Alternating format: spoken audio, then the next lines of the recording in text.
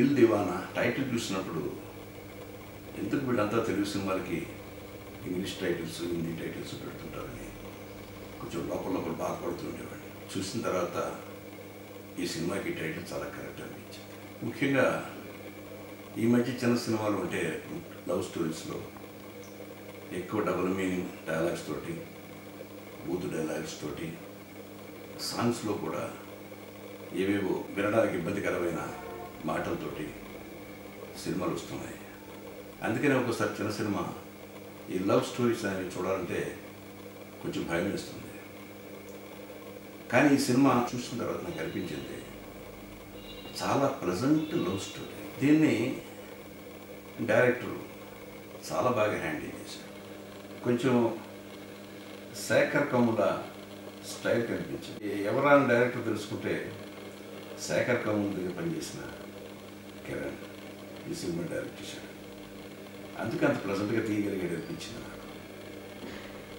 అలాగే నిర్మాత రాజారెడ్డి గారు కొత్త వాళ్ళతో ఈ సినిమా తీసి కేవలం ఏదో బూత్ మాటలు బూత్ పాటలకి ప్రాధాన్యత ఇవ్వకుండా ఒక రియల్ లవ్ స్టోరీ తీయాలని ఆయన చేసిన ప్రయత్నాన్ని తప్పకుండా మీరు ఆదరిస్తారనుకుంటున్నాను. ఇంచుమించు సినిమాలో ఉన్న వాళ్ళందరూ కొత్త ఆర్టిస్టులు.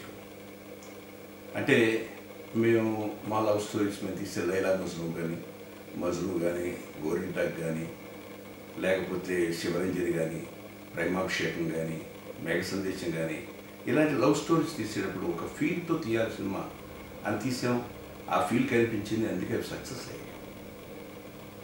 కానీ ఈ సినిమాలో ఆ తరహాలో ఒక ఫీల్ క్రియేట్ చేయడానికి, లవ్కి ఒక పరిపూర్ణమైన అర్థం చెప్పడానికి, అంతేకాకుండా సాక్రిఫైస్కి క్యారెక్టర్స్ చాలా బాగా మోల్డ్ అయ్యాయి, చాలా బాగా చేశారు.